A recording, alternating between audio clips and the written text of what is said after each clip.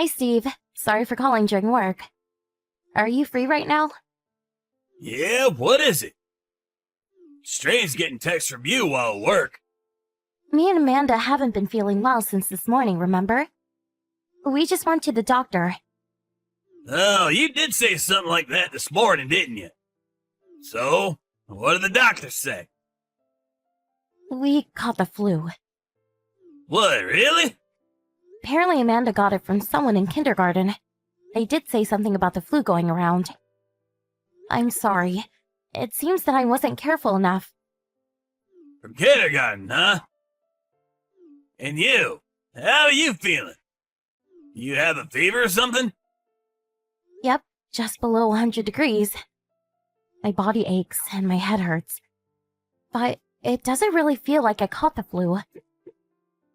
It's much worse for Amanda, though.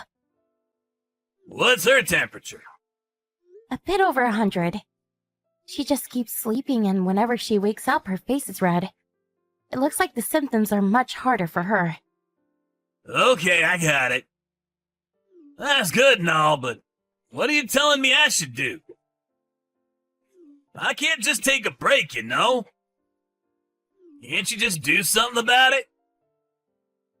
I know it'll cause you trouble. But can't you at least have a bit more sympathy? Who cares? Decide what to do about this is more important. I've got to take a break for at least 1 week if I get the flu as well. That just can't happen. I'll wear a mask at home. It seems that it's hard for Amanda to wear one. You'll just have to bear it, I guess. We'll separate the rooms. You'll take care of Amanda, right? Tell her not to go out of her room too much as well, will you? Then it won't matter whether she's wearing a mask or not. But I got the flu as well, remember? But you can still move around, right? That means you should be able to take care of Amanda.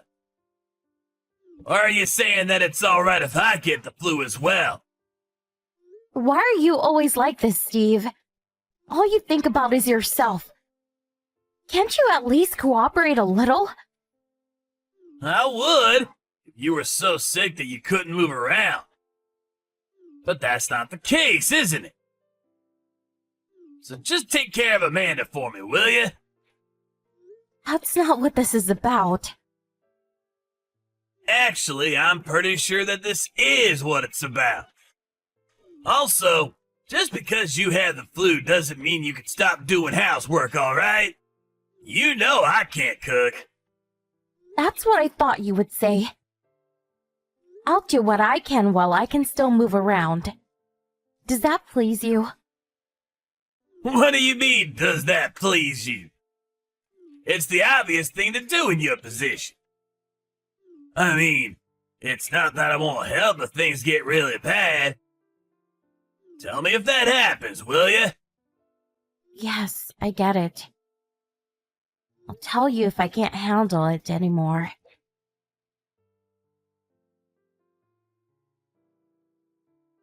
Hi, Steve. Sorry, but can you finish early and come home quick today? What? Did something happen? Amanda looks really sick. She's got a fever of 104 degrees. I want to take her to the doctor. Sorry, but there's work I still need to take care of. I can't just drop it and go home, you know. What about tomorrow then? You don't have work on Saturdays, right? Yeah, but the clinic's closed on Saturday, isn't it? They're open until noon. Can you drive us there tomorrow? Sorry, but I can't. Why not? I'm going fishing with my colleagues tomorrow. It starts early, so I won't have time to drive Amanda to the clinic. Fishing? Can't you just go fishing another time? Prioritize your daughter, please. I promised I would go a while back. I can't just cancel abruptly. Wait, why don't you take Amanda? The clinic's not even that far. I said I'm not feeling well. Why are you not able to think about me as well? You should be fine as long as you go by car. Or is it that you're too sick to drive? Won't you be taking the car if you're going fishing? How will I drive? Oh, you're right. I didn't think about that. It's not funny. I'm begging you. Just take Amanda to the clinic before going fishing. I can't. It starts early in the morning. You don't even seem that sick. Why not just walk there? Will you please cut it out? How can you just say such things? You even make me do all the housework even when I've got the flu. Aren't you at least a little worried about me? No need to get so mad. You're just over-exaggerating again. You don't have influenza. It's just a cold. Amanda will be fine by tomorrow, too. You know that there are people who die from influenza, right? Yeah, but it's basically zero, right? Stop trying to prove your point with such ridiculous example. You know, when I was a kid, we had none of that. You're just being overprotective. Fine. I'll ask someone else to help. What? Oh, do that, will you? It'd be a lot easier for me, too. Yep. Good luck with work, I guess. Have fun with tomorrow's fishing, too. Well, who knew fishing was so fun? Did you see that picture I sent you at noon? It was huge, wasn't it? Oh, yeah, I saw it. I'm so glad you had fun. What's your problem? Hey, never mind. I was expecting you wouldn't be able to understand. Then why did you ask me in the first place? You know I'm not feeling well. It'd be nice if you didn't bother me with all this other stuff as well. Well, I'm sorry. Wait, you still have the flu? It's already been 1 week, hasn't it? It's only been 4 days. Amanda and I can barely get out of bed. I told you yesterday that Amanda's condition was getting worse, right? Oh, I guess you did say something like that. I wonder what I should do. Do about what? I finished fishing, but you two still have the flu, right? Looks like Amanda's gotten worse, too. I don't want to catch it, so I'll just stay over at a friend's house. Besides, I don't have work tomorrow anyways. I see. Then I guess that settles it. I'm not going home either. You know, we should just sell the house. What? What's this about suddenly? I mean, the house we have now was meant for the 3 of us, right? It'll be much too spacious just for you when the 2 of us are gone. It'd be better if Amanda and I just moved to a smaller house. Wait, hold on! I have no idea what you're even talking about. Why are you suddenly talking selling the house? Won't it be lonely for you in our current house once the 2 of us are gone? You'll see that it's quite spacious once our stuff is gone. I have no idea what you're talking about. Why are you suddenly talking about leaving? What do you mean you don't understand? Fishing was more important to you than taking care of the 2 of us with the flu, right? I don't see a reason to remain being a family. What? So that's what this is about? You're mad I didn't prioritize you two? Are you trying to get my attention by threatening to leave or something? You're such a child. That's so devious of you. Sorry, but I don't care whether it's devious. I mean, it is your choice whether you're going to stay in the house or not. Me and Amanda aren't going to be staying, though. Do you really understand what you're doing? You're saying you want a divorce, right? Yes, and? I think that getting a divorce is better for Amanda as well. That's what I wanted to talk to you about. You clearly don't understand. You're a housewife, aren't you? How are you gonna make a living without me? I actually do have some skills, you know. I used to work before I married you as well. I'll manage it. You'll manage it. You have no idea what you're getting yourself into. This isn't enough reason to divorce, you know. I'm not gonna insult you anymore, so just calm down. What? You don't want to divorce? Well, yeah. I just went fishing and now this? Stupid, really. No one is just gonna say, yes, let's get divorced in my position. Well, I have a proposition then. Amanda and I are currently at your parents' house. So if you want to say something, come over now and say it to our faces. Let's talk it over from the beginning face to face, shall we? What? Why are you at my parents' house? You didn't tell me anything about that. You wouldn't take us to the doctor, so I asked your mother to come and help us. She's taking care of us now. You asked my parents for help? I mean, I guess their house is close to ours. Why did you tell me first? Well, I'm sorry, but we really didn't have the luxury. Amanda keeps getting worse and our husband was of no use, so... Yeah, I got it. How's Amanda? It was nothing, right? Luckily, yes. But it doesn't excuse what you did to us. Well, that's it, I guess. Come here if there's something you have to say. Let's talk it over so we can come to a conclusion both of us can be happy with.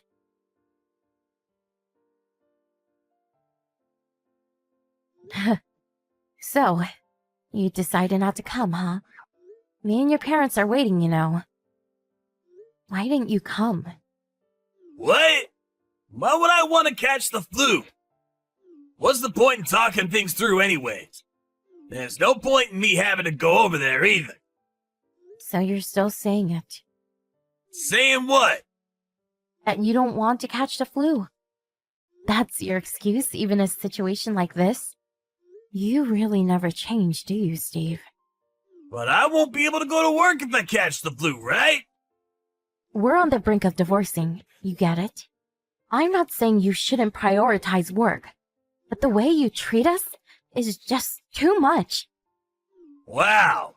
You really are a hassle, huh? No one likes people like you know that? Really? I'll take care. So, what did you mean when you said there's no point in talking things out? You didn't agree on me and Amanda leaving, so I decided we needed to have a conversation.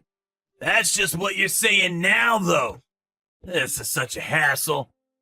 Just cut it out already, will you? To be honest, I'm tired of putting up with your nonsense. Nonsense? Do you think I'm joking or something? Well, yeah. The flu is just a slightly more severe version of a cold, right? You're saying that's why you want to get divorced? If you are actually being serious, I'm kind of worried about your mental health. I guess you're right. You don't even come to talk with me. I expected you would react this way, honestly. Huh? What do you mean? I'm not talking about the flu, you see. You place your own hobbies above your daughter suffering from a fever, right? You make me do housework even when I feel ill, right? That's the problem. It's not about the flu. How do you expect not to get divorced when you can't even understand that? I'm saying that you're being overdramatic. It's not like I left Amanda on her own. You were there with her, right? It's not such a big deal. Normally, yes, but I got the flu too, you know. And still, you asked me to take care of Amanda and do all the housework? You thought that was all right?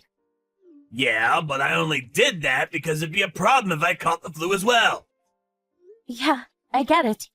But is that really the only reason? What are you talking about? I knew this from a while back. But you only care about yourself, don't you? You left the two of us alone just because you couldn't be bothered, right? What? What's with the sudden accusation? What made you come to this conclusion? Where's your proof? You really still don't get it? Everything you've done until now is my proof. The fact that you tried getting me to do everything, even though you knew I had the flu, and the fact that you prioritize fishing over your own daughter. I'm saying that it's because the only person you care about is yourself. I get that you're mad, and I understand how you feel. So can't we just forget about all this? From now on, I'll help as well. Happy? Well, I guess that settles it. Can you not just end the conversation? That's what you always do when the conversation doesn't benefit you. The only reason you didn't come is because you just didn't want to deal with it, didn't you? You're afraid of being called out by me and your parents. Huh? Can you not speak about what you know nothing about? I'm not afraid. If that's what you want to think, then go ahead. Just know that from the outside, it looks like you're just running away from the problem. You're the one that's being over dramatic. Divorce? Over this? You're the one who's running away from their problems. Maybe that's how you see things. But even if I'm running away, it's towards a better future. A better future for me and Amanda, you see. I doubt someone like you who only acts for their own sakes will understand. Don't think that we're just going to keep living with someone who doesn't even care about their own family. Steve never came to his parents' house to talk to me after that, so I decided to just forget about him and move on. His parents are also furious at Steve's actions and are fully supportive of our divorce. They even took care of me and Amanda until we were able to fully recover. When it was time to file the divorce, Steve fought against it. But I was able to make it official with the help of his parents. I was able to find a job with the skills I already had, and am now living with my daughter Amanda. As with Steve, he pays child support to Amanda, but other than that, appears to be the same. His family left him after what he did to me and Amanda, though. Serves him right after what he did to us.